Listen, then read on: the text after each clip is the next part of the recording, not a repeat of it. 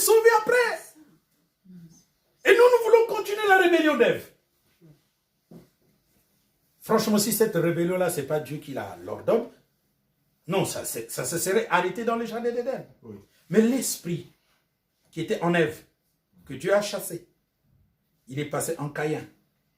Il est passé en ces 2 milliards que Dieu a tués au temps de Noé. Donc, l'esprit est le même. C'est-à-dire que Dieu continue d'envoyer les esprits impurs à toutes les personnes qui rejettent la parole de Dieu. Frère, tu peux t'asseoir. On va revenir sur la chose importante. Donc, il y avait déjà 2 péchés, n'est-ce pas? Oui. On va continuer. Là, on était en train de parler des péchés de Moïse. Bon, vous allez continuer de lire à la maison et puis vous allez trouver qu'il y avait ces péchés-là, n'est-ce pas? Voilà. Donc, ce Moïse qui pêche est sauvé. C'est même un homme de Dieu. Oui. Le plus grand. Bon, vous allez me dire, oui, le Seigneur Jésus-Christ a dit que de tous ceux qui sont nés de femmes, le plus grand, c'est Jean-Baptiste. Je dis, ok, il l'a dit. Mais qui est le plus grand roi d'Israël? Oh, c'est David. Non, ce n'est pas David, parce que c'est Moïse qui a commencé avec la royauté. Amen. Moïse était roi. Ah. Donc les choses sont très claires. Ça ne fait que compléter, ça ne fait que nous ouvrir les yeux. Donc le Seigneur les amène là. Après que tu aies été sauvé, tu dois être conscient que désormais, tu affronteras des difficultés. Mais chaque difficulté ne pourra se résoudre que si tu t'y mets. Au lieu de fuir la difficulté, entre à l'intérieur. Il n'y a qu'une seule manière d'entrer dans les eaux amères, c'est la confession. Parce que cette maladie, ce problème que tu as, c'est que tu t'es éloigné de Dieu, retourne à Dieu et la chose est réglée. Oui ou non? Oui. C'est ce que je vous ai montré. Exode, chapitre 15, 22 à 27, qui nous a donné 2 Rois, chapitre 20, verset 1 à 11. Vous comprenez? Ça, c'est un exemple. Un exemple. Mais ça ne va pas s'arrêter là. Je vais vous donner une multitude d'exemples. Mais prenons le cas de Job. Dieu avait frappé Job de maladie. Parce que Job ne prêchait pas la parole de Dieu à ses enfants, il se contentait d'aller faire un sacrifice d'action de grâce à l'Éternel. Peut-être que ses enfants ont péché. Conséquence, est-ce que ses enfants sont morts? Oui. Donc, ce qu'il faisait n'a pas changé la chose. Il faut enseigner la parole de Dieu à vos enfants. Il faut enseigner la parole de Dieu à vos enfants. Pas les amener à l'église.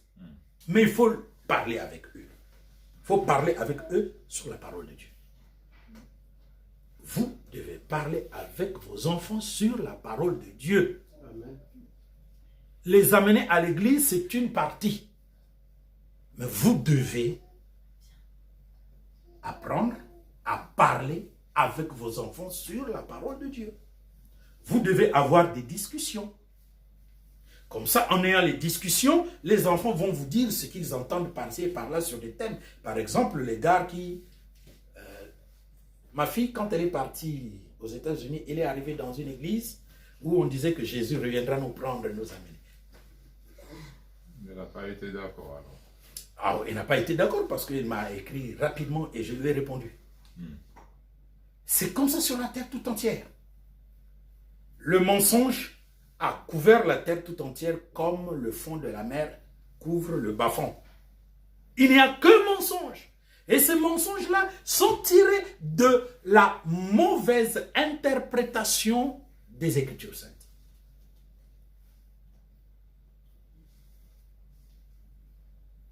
Je dis aux gens, Matthieu, Marc, Luc, Jean, c'est dans l'Ancien Testament. On me traite de fou. Mais écoutez-moi très bien. Écoutez-moi très bien.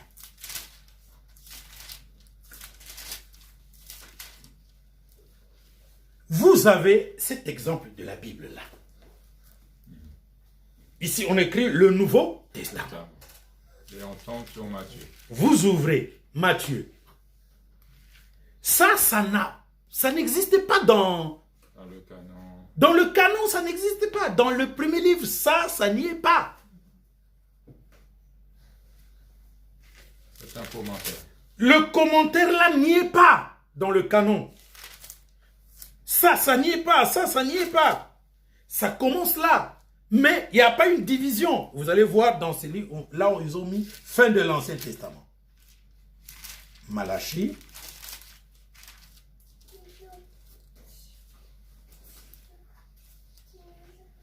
Bon, ici, je pense qu'ils n'ont pas mis fin de l'Ancien Testament.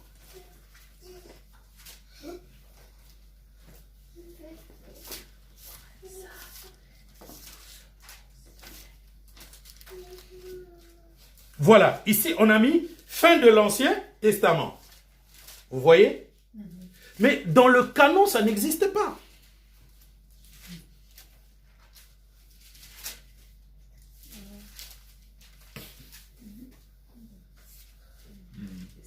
Bien. Vous ouvrez, là on dit Nouveau Testament. Dans le canon, ça n'existe pas. Pourquoi? Parce que le monsieur qui a mis fin de l'Ancien Testament, il n'a pas vu à la fin du livre, du rouleau de Malachie, on n'a pas mis fin de l'Ancien Testament. Vous savez pourquoi? Parce que quand Malachie termine d'écrire, Malachie pensait qu'il y a d'autres prophètes qui viendront. Ils ont attendu 1 an, 10 ans, 100 ans. Vous savez combien de temps s'est écoulé entre Malachie et Jean-Baptiste? 400 ans. 400 ans, 4 siècles. Toute la période, oui, la période au travers de laquelle en Afrique on a été esclave. Depuis 1650 jusqu'en 1960, toute cette période-là, 400 ans. Il n'y avait pas de prophète en Israël. Donc, il ne pouvait pas mettre fin de l'Ancien Testament, lui.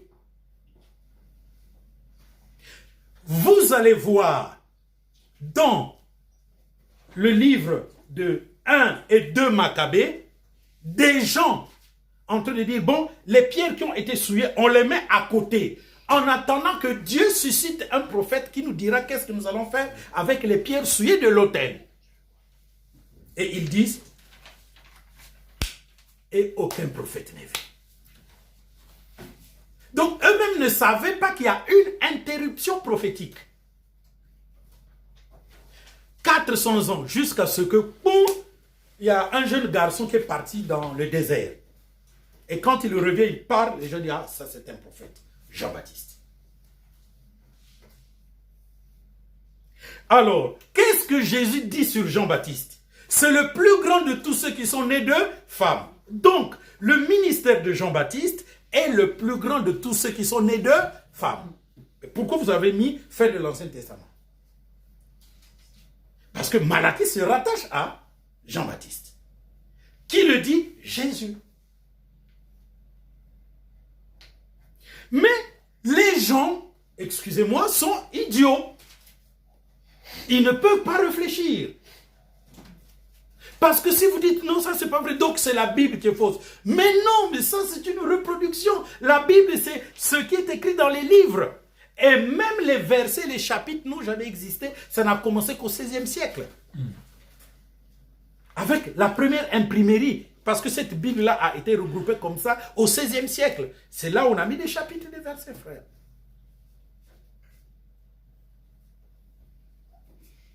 Maintenant, Paul explique que Jésus est né sous la loi. Vous dites bien que la loi est terminée à sa naissance. Vous dites ça aux gens, donc les gens ne réfléchissent plus. Et ça s'appelle quoi? S'il n'y a point de vision, le peuple est sans frein. Heureux s'il observe la loi. C'est ce qui arrive maintenant. Il n'y a plus de vision.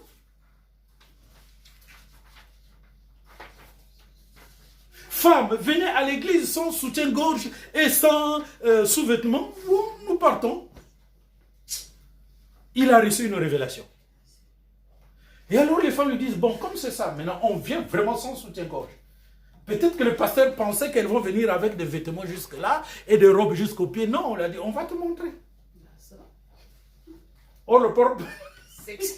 mes frères, j'essaie un peu d'entrer dans la vie du pasteur. Ils pensent que les sœurs viendront avec des vêtements jusque-là, amples, et puis bon, il n'y a pas de problème. Non, elles ont dit, on va te montrer. Ce que tu veux, oui, on va maintenant tout te montrer. Et c'est beau de regarder ça. Maintenant, tuer ça sur Internet, censurer ça sur Internet, vous aurez un gros problème, frère. Le monde libre va bondir dessus parce que, dit-on que dans les pays européens, ça aide les gens.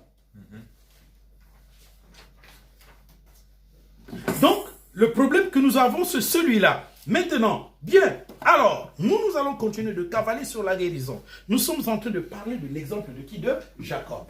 Bien. Non, de Job. Qui a frappé Job de maladie? Dieu. Il a frappé Job de maladie par qui? Par Satan. Alors, pour guérir Job, est-ce qu'il fallait chasser Satan?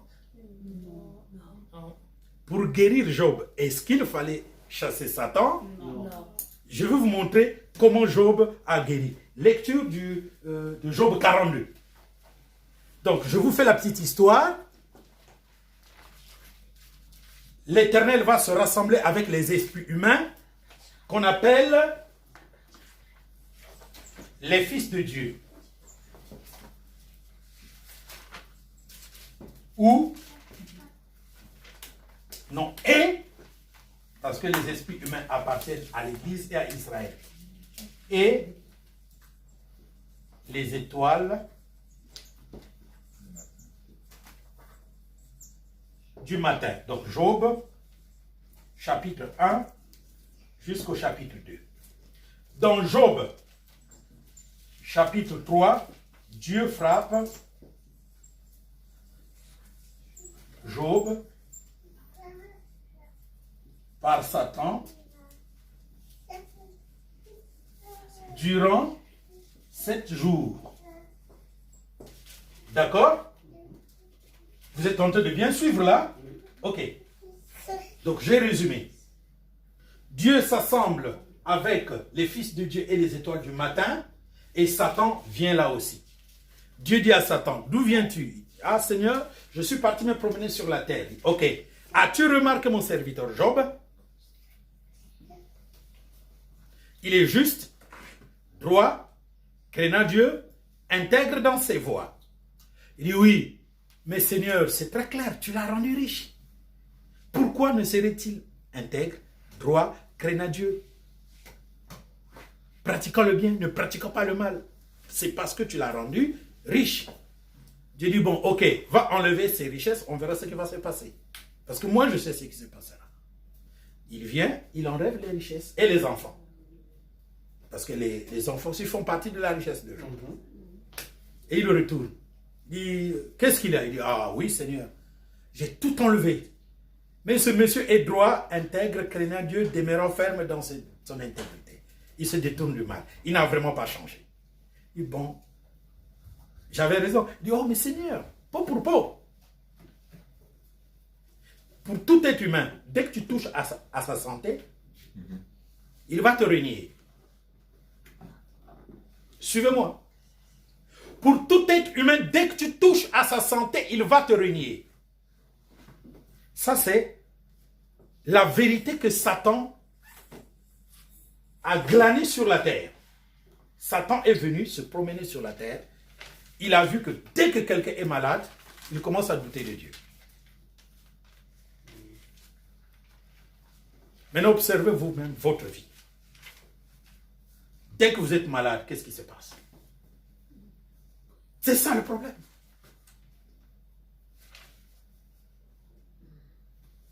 Non, il y a beaucoup de doutes à cause de la maladie. Mais pourquoi je ne guéris pas tout ça? Oui, c'est très simple. Satan a remarqué que dès que quelqu'un est malade, il n'a plus de foi.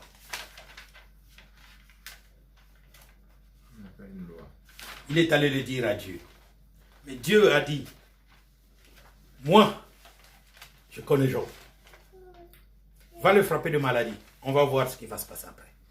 Parce que Dieu savait que Job tiendra bon. Satan vient, frappe Job de maladie.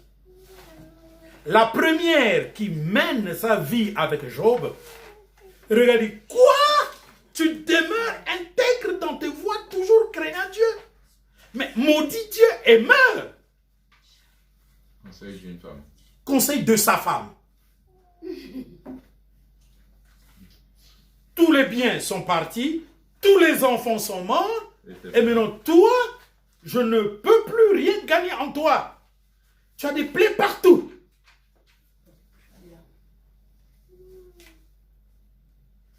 Et tu continues de croire en Dieu. Je t'entends même supplier le Seigneur là. Dis femme, tu parles comme une insensée. Tu parles comme une insensée. Nous recevons de Dieu tout le bien, n'est-ce pas? Pourquoi ne recevrions-nous pas le mal?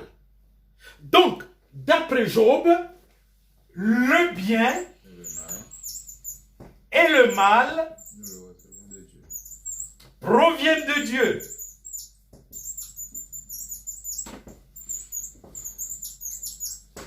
Voilà, lui il le sait. Maintenant, vous, aujourd'hui, votre pasteur vous dit quoi à ce propos? En Dieu, il n'y a que le bien. En Dieu, il n'y a que le bien. Le mal vient de Satan. Le mal vient de Satan. Écoutez-moi très bien. Ça, dans l'histoire, c'est une religion qui enseigne ça. Écoutez-moi très bien. Cette conception-là vient du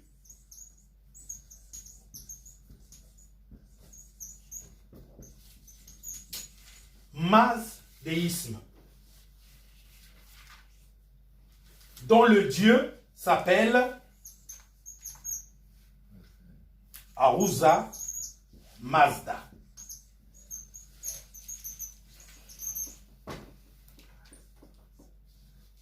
Le mazdéisme est une religion de l'Iran et de l'Irak.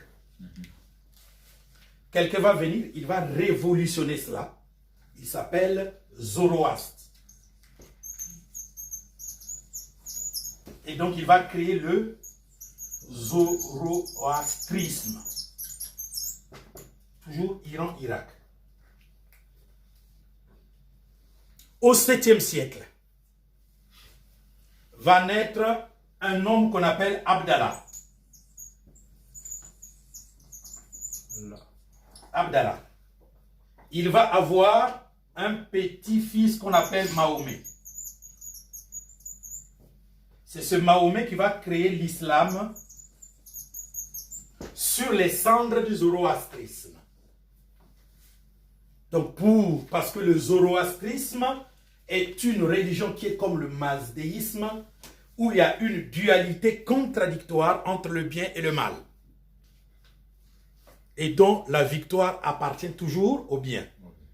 Vous allez remarquer que dans tous les films que l'humanité produit, on nous reproduit ça. Contradiction entre le bien et le mal, mais acteur gagne toujours. Parce qu'il, lui, il fait le bien. C'est pas la parole de Dieu qu'il vous annonce là. C'est du zoroastrisme. Et si vous regardez très bien, c'est ça l'islam. Ou tu es musulman, alors c'est bon. Ou tu ne l'es pas, tu es du diable. C'est ça. L'islam persécute les zoroastres en Irak et en Iran. L'islam les tue. Ils sont en train de tuer leur propre père qui leur a donné la vie.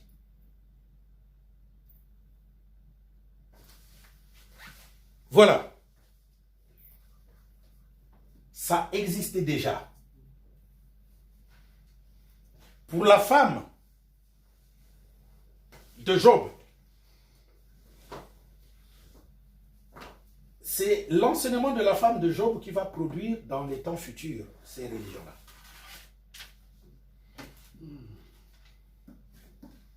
Mais la réponse à ces religions, c'est ceci. Nous recevons le bien et le mal de qui? De Dieu. Donc, Dieu n'est ni le bien ni le mal, parce que lui, il est la vie. Il est au-dessus du bien et du mal. Il est au-dessus de la confrontation entre le bien et le mal. Et c'est là où Dieu veut que nous puissions accéder. Si tu reçois la vie éternelle, tu marcheras sur la confrontation entre le bien et le mal. C'est Dieu que tu chercheras. Mais si tu es encore prisonnier de cette confrontation, c'est ce que vous voyez dans les églises, les gens sont devenus sous la loi. Parce que ça, c'est dans l'Ancien Testament. Et ça a remonté jusqu'à la période du Nouveau Testament. Parce que ce n'a pas été effleuré par la grâce. Moïse dit, tu aimeras ton prochain et tu haïras ton ennemi, n'est-ce pas? Donc ces religions-là, ce sont l'extrapolation de la loi de Moïse. Ceux qui ont compris de la loi de Moïse. Non, mais ils ont continué la loi de Moïse. Extrapolation, ils ont continué la loi de Moïse. Quand Jésus est venu en finir, il n'était pas là. Comme Jésus n'est venu que chez les Juifs, donc nous on continue avec notre compréhension de la loi de Moïse. Maintenant Jésus a dit il faut aimer les amis et les ennemis. Donc pour avoir la vie, il faut marcher sur le bien et le mal. Donc la vie est une étape supérieure à la confrontation entre le bien et le mal. Cette femme va inviter Job à se suicider pour ne pas continuer de souffrir. Mais Job va tenir bon. Et 3 jours après, ses amis vont entrer en confrontation. Aïe, aïe, aïe, aïe. Une grande confrontation au travers de laquelle Job va vouloir se justifier qu'il n'a pas péché. Regardez les gens qui sont malades. C'est difficile que quelqu'un qui est malade se répande. Parce qu'il y a quelqu'un qui lui a frappé de maladie. Et si c'était noir, si ce n'est pas l'oncle, c'est le grand-père. Si ce n'est pas le grand-père, c'est le rival ou la rivale. Si ce n'est pas le rival ou la rivale, c'est le directeur du boulot. Si ce n'est pas le directeur du boulot, c'est quelqu'un qui ne veut pas qu'elle progresse. C'est tout ça. Jamais cette personne ne regardera à elle-même. Or, la loi de la guérison, d'après Exode, chapitre 15, 22 à 25, c'est que les eaux sont amères, il faut que tu sois plongé dans les eaux toi-même. Exemple, ce que le roi Ézéchias a fait. Ici, on vous montre un autre exemple. Job s'est tellement justifié, il s'est tellement justifié que Dieu est venu régler le problème. Il dit, Job, écoute-moi. Dans la maladie, Dieu met les sceaux à ses instructions. Donc, quand tu es malade, tant que tu ne reçoives les instructions de Dieu pour que ta vie marche selon Dieu, tu ne guériras pas. Pourquoi? Mais parce que pour que Dieu te guérisse, il a donné des conditions.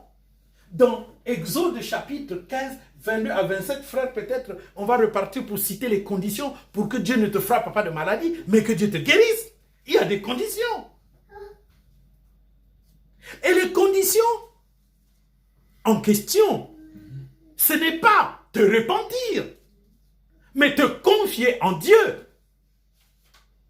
Parce que l'autre face de l'incompréhension, c'est que, Seigneur, j'ai péché. Oui, tu as péché, mais demande pardon, ça passe.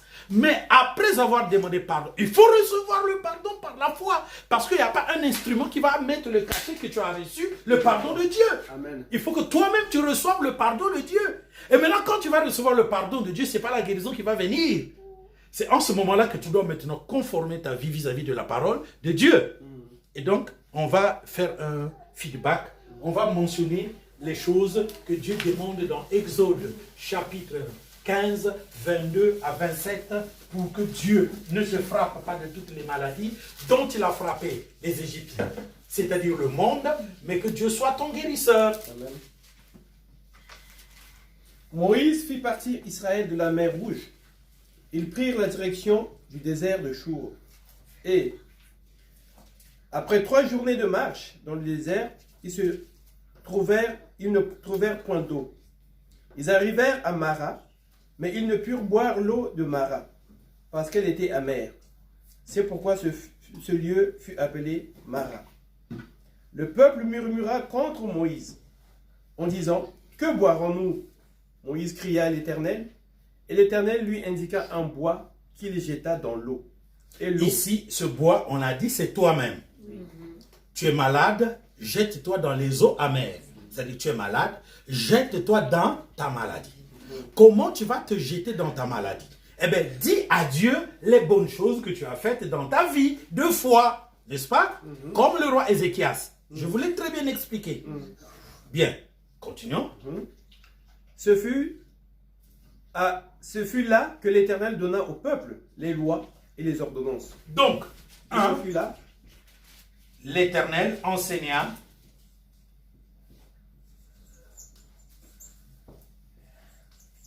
enseigne son peuple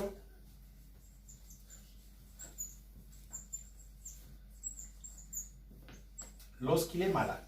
N'est-ce pas? Donc, on met entre parenthèses Job, chapitre 33, versets 14 à 31. Et Job, chapitre 33, 14 à 31, explique bien pourquoi il le fait.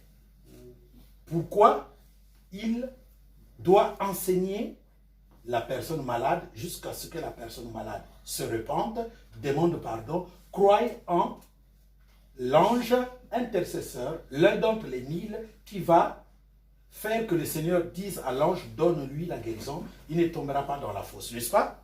Donc le verset Job 33, 1 à 14 explique en lui-même ce que je vais expliquer là.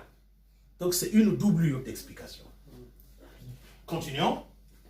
Ce fut là que l'Éternel donna au peuple des lois et des ordonnances, et ce fut là qu'il le mit à l'épreuve. Donc, deuxièmement, l'établissement ou l'institution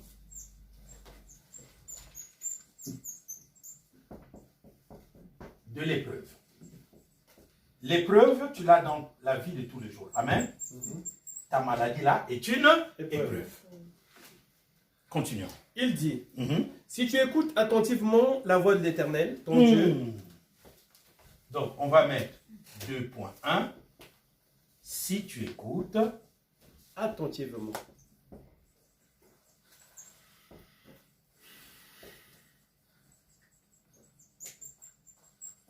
Attentivement la voix de l'Éternel, de Yahweh,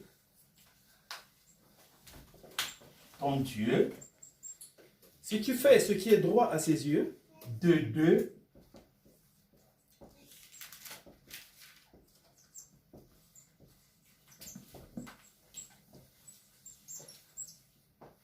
si tu fais ce qui est droit à ses yeux,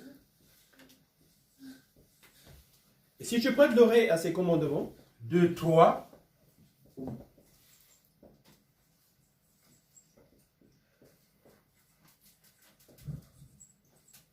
si tu prêtes l'oreille à ses commandements,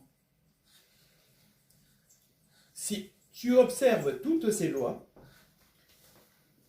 4, si tu observes toutes ses lois,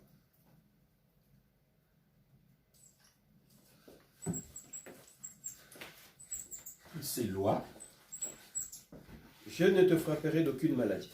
3,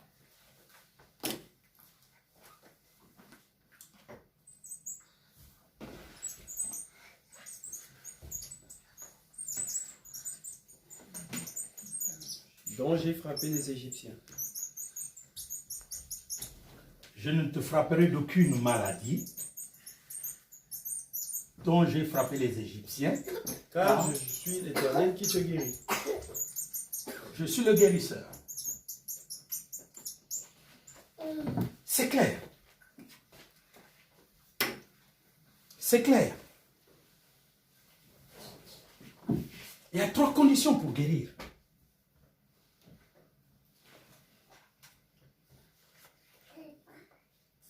Donc la question de la guérison n'est pas une question de ta maladie que tu as.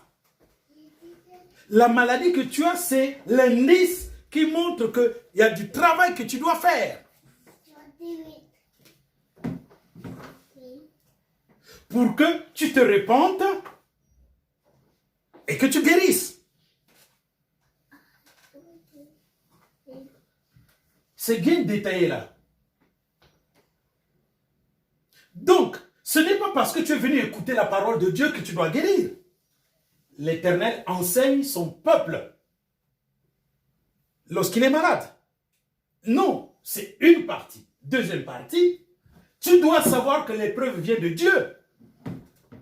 Donc, tant que tu n'as pas abandonné ta compréhension, non, c'est mon mari qui ne veut pas que je guérisse, c'est ma femme qui ne veut pas que je guérisse, c'est mon oncle qui ne veut pas que je guérisse. Parfois, le pasteur est mauvais. Hein? La manière dont il me regarde, le pasteur ne veut pas que je guérisse. Tout ça. Ou bien, c'est le magicien du quartier. Tout ça, tant que tu n'abandonnes pas. Même si tu écoutes l'enseignement que Dieu te donne, mais que tu n'abandonnes pas tes mauvaises compréhensions de ta maladie, ça ne passera pas. Quand tu acceptes que Dieu a fait l'épreuve, cela aussi ne suffit pas.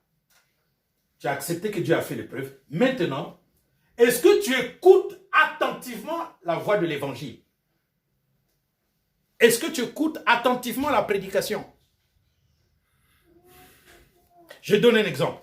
Est-ce que dans l'église de ce pasteur Kenyan, il peut y avoir de guérison? Non, jamais. Vous comprenez? Parce que ce peuple n'écoute pas attentivement ce qui leur est dit. Parce que si le peuple écoutait attentivement ce qui leur est dit, on n'arriverait même pas au point où le pasteur leur demande de venir sans soutien-gorge et sans culotte. Pourquoi? Parce que les prédications d'avant, ils auraient compris que ça ne tient pas. Ça, c'est la goutte d'eau qui a fait déborder le vase. Et même, le vase n'est même pas débordé parce qu'ils sont allés.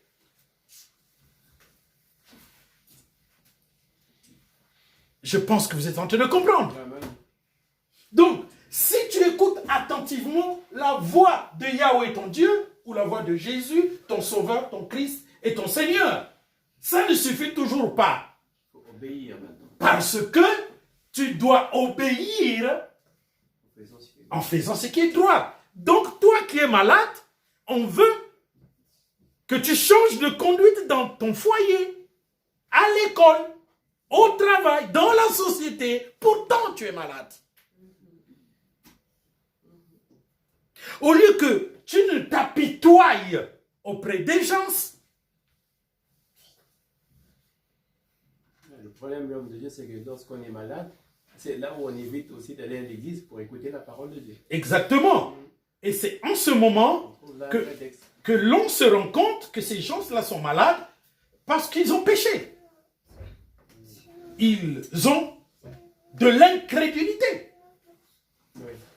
Parce que le fait de ne pas aller à l'église signifie qu'ils sont incrédules.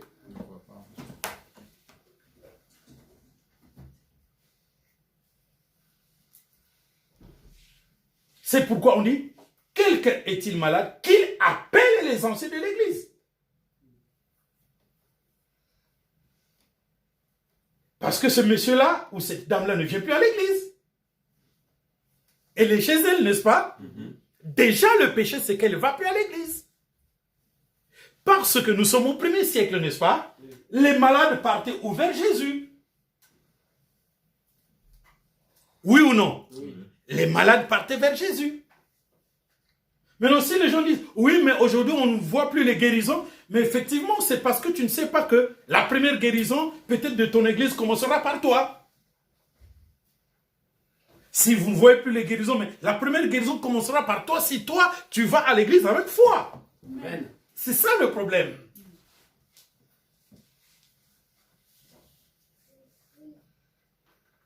Le problème, ce n'est pas l'église, mais toi qui es malade. Si tu es malade et que tu regardes l'environnement, tu ne guériras jamais. Jamais. Parce que quand tu es malade, tu ne dois regarder qu'à Dieu. Ici, on est en train de parler de qui? De Dieu, frère.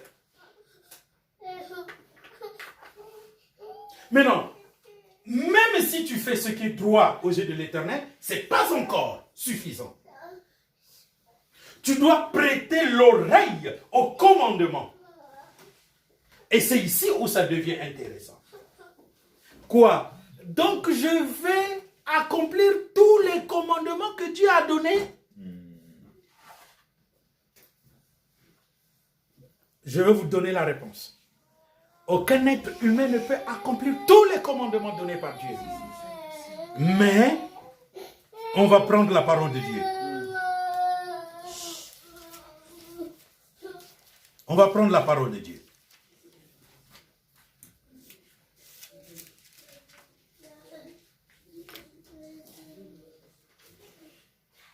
Donc je cherche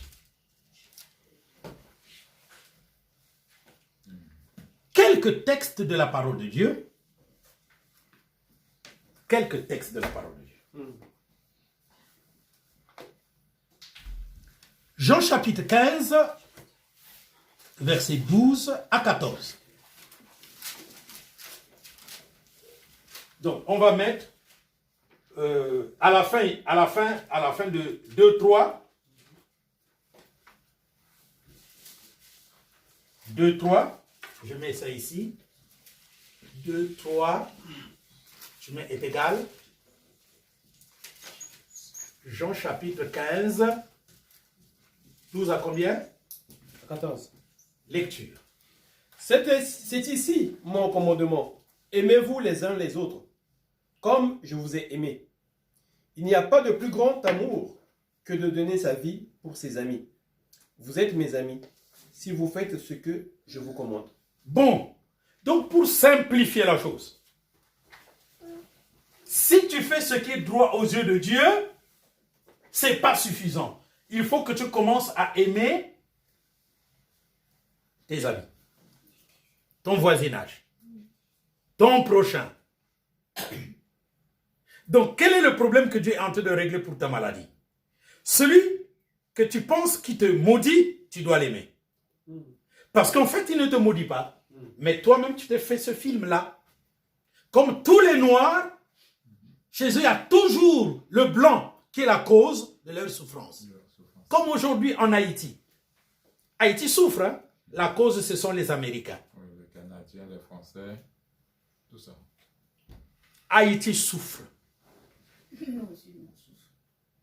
Haïti souffre, mais c'est la faute aux Canadiens, aux Américains, aux Français.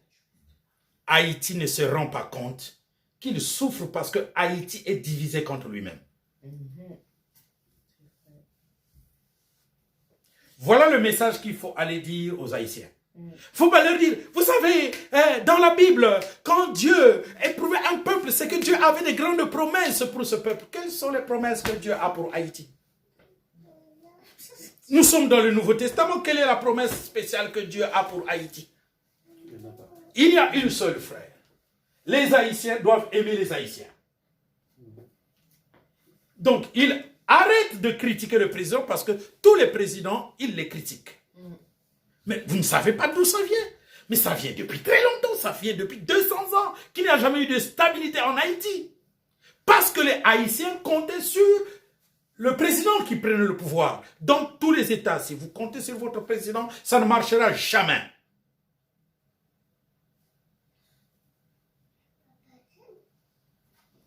Vous devez compter sur l'administration. Et l'administration n'est pas composée par le président. C'est tout le monde, oui ou non? Oui. C'est vous tous qui devez changer le pays.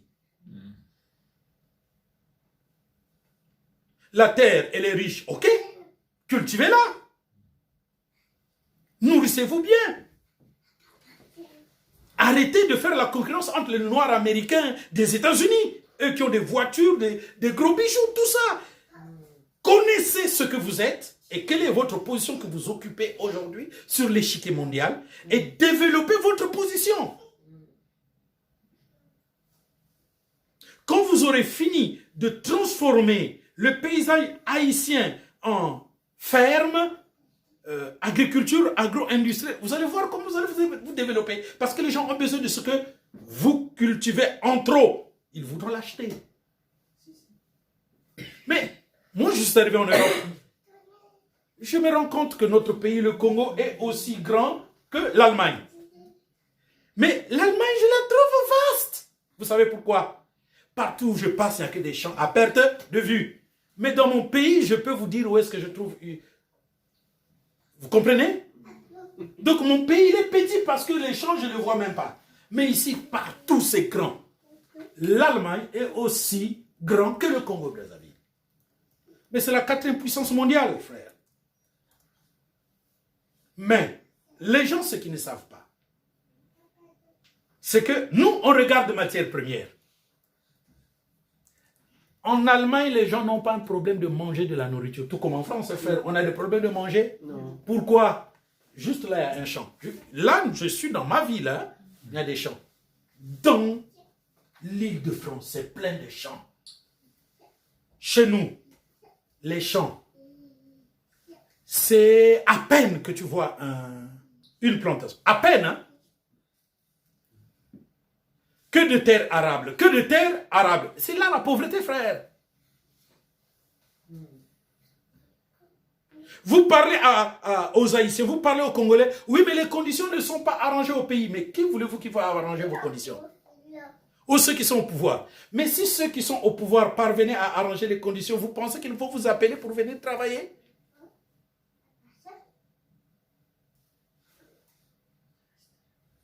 Allez à Mouyonzi. Il y a des gens qui ont de grands champs de manioc. Ils viennent en France? Non. Pourquoi? Ils ont beaucoup d'argent. Ils ont l'argent pour le manioc, l'argent pour les bananes. Ils ne viennent pas ici. Toi, tu quittes la France, tu es sapeur, tu arrives là-bas, lui, il a tous les vêtements que toi, tu as. Parce qu'il a l'argent. Donc, la pauvreté est là. Parce que nous ne nous aimons pas. Tâtons le terrain. Vous pensez que les Français ne savent pas que leurs dirigeants vous exploitent? Ils le savent. Mais est-ce qu'ils peuvent le combattre? Non.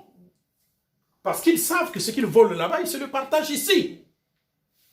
Et on appelle ça quoi? C'est pas l'amour les uns les autres? Nous ne comprenons pas. Tant que nous ne nous aimons pas au Congo, nous ne mettrons jamais fin à la prédation de l'étranger.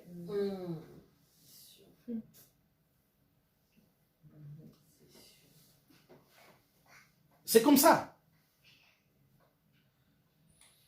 Donc, frère, pour que tu guérisses, il faut assainir tes relations humaines. Le fait que tu penses que c'est un tel qui te rend malade est de l'incrédulité, donc cela empêche ta guérison.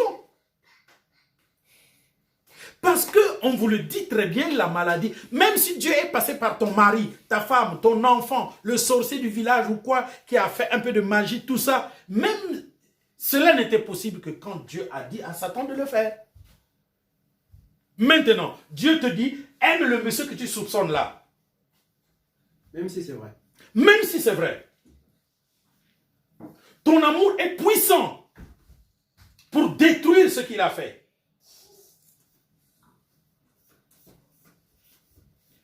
Dans la Bible, on dit, si ton ennemi a faim, donne-lui à manger, donne-lui à boire. Ce sont des charbons ardents que tu mets sur la tête. Mais essaie un peu de réfléchir, c'est quoi les charbons ardents sur la tête? C'est un symbole qui signifie qu'il détruit ce qu'il a fait. Donc il peut être l'instrument du diable pour ton mal, mais dès que tu l'aimes, eh bien, lui va devenir fou. Donc il va relâcher prise. Il ne va plus se contrôler. Et donc il perd. Parce que le truc qu'il a fait, les feuilles sur lesquelles toi tu as marché, pour que ça puisse te faire mal, il faut que lui il ait le contrôle sur ça. Il faut qu'il se dise, le gars-là ne guérira pas parce que je sais que j'avais fait ci, j'avais fait ça contre lui. Il a marché ou bien il a accepté. Il doit contrôler son enchantement, frère. Il doit contrôler son enchantement.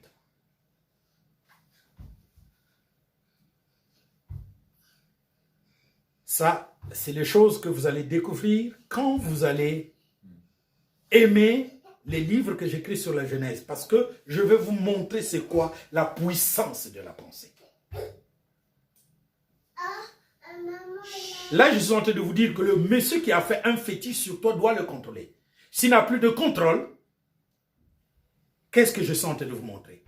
Que Dieu a dit à Satan de mettre un mauvais esprit sur quelqu'un qui va te tendre le piège. Donc, le piège, c'est un ange malin qui l'a fait. C'est très puissant. Mais si celui que Dieu a utilisé pour te faire le mal perd contrôle, l'ange n'a plus de puissance sur la chose qu'il a faite, n'est-ce pas? C'est pourquoi il y a un remède contre la malédiction.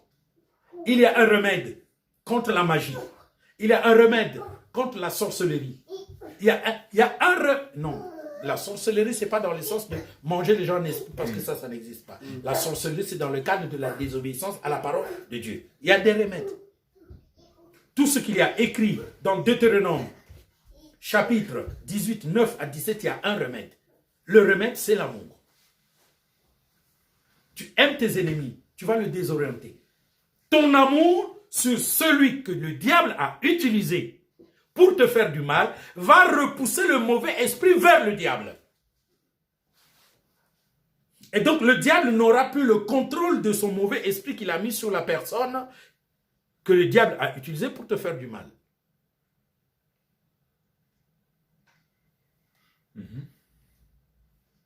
Dans la situation de Job, qu'est-ce qu'il s'est passé? Job voyait ses enfants fêter. Le fait qu'il fêtait, pour Dieu, c'est un péché impardonnable. Vivre en fêtant tous les jours, c'est un péché impardonnable. Vous savez, vos dictateurs, c'est peut-être pas parce qu'ils volent votre argent que Dieu va les attraper le jour du jugement dernier, mais leur train de vie.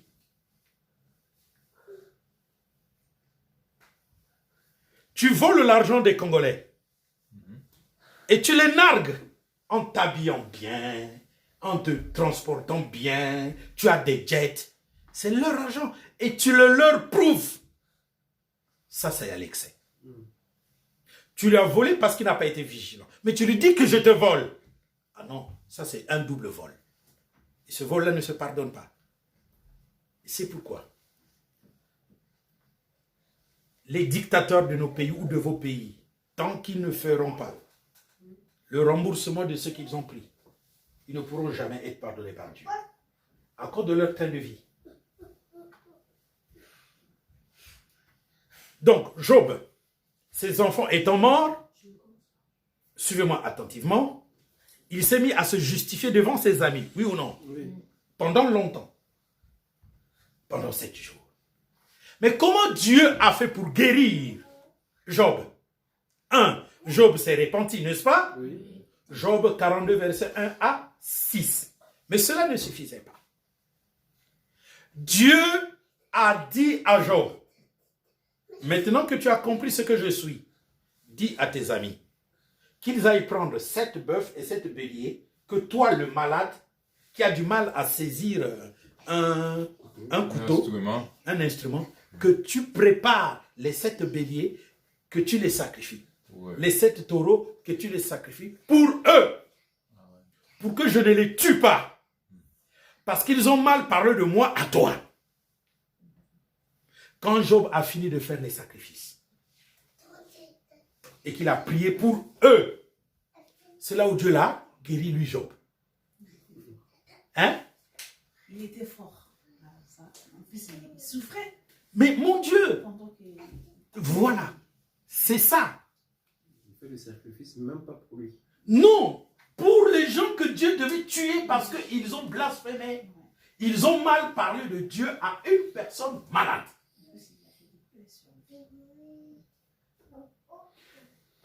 C'est pourquoi je dis vos pasteurs sont tous morts. Parce qu'ils ne vous montrent pas la voie de la droiture.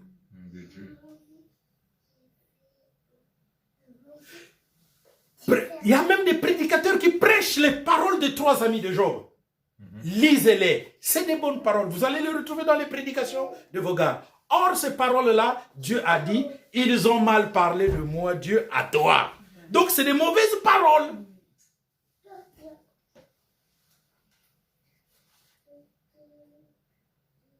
Et donc, Dieu dit, sauve ces gars. Toi, le malade. C'était une épreuve. De plus, frère, avec toutes les plaies, le monsieur, pour qu'il se sente bien, il faut qu'il brise ce verre, qu'il gratte. Or, tu te grattes, ça fait encore couler du sang. C'est ça la maladie qu'il avait. Et donc, il a fait le sacrifice pour ceux qui ont péché. Car ces messieurs ont péché contre lui en temps de maladie, comme les enfants de Job péchaient en fêtant tous les jours. Or, les enfants de Job sont allés en enfer, parce que, Jésus a dit, il en sera comme au temps de Noé et au temps de Lot. Au temps de Noé, les gens mangeaient, buvaient, se divertissaient. Maintenant, écoutez-moi vous tous. Vos églises sont devenues aujourd'hui un lieu de divertissement. C'est ça. Exact. Les églises sont devenues un lieu de divertissement. La boîte de jour. Des boîtes de jour. C'est là l'apostasie. Un lieu, l'église est un cadavre. Là où est le cadavre, là s'assembleront les aigles. L'église n'est pas un lieu où, c'est pourquoi dans le Nouveau Testament, il n'y a pas d'orchestre, il n'y a pas de chorale dans l'église. C'est un lieu de deuil, un lieu de réflexion. Les chorales, c'est à la maison. Entre vous, amis, à la maison. Exhortez-vous par des chansons, des hymnes. C'est bien écrit. C'est pour la maison. Parce que ici, c'est le lieu où je dois vous apprendre à réfléchir. En vous expliquant bien ces choses. Donc, vous remarquez que il fallait que Job fasse du bien aux ennemis de Dieu. Oui ou non? Oui. Ennemi de Dieu, donc égal ennemi de Job. Il fallait qu'il fasse des sacrifices et qu'il intercède pour les gens que Dieu devait tuer. Parce qu'ils ont mal parlé de Dieu à lui, le malade. Et quand il a fait ça, Dieu a guéri Job.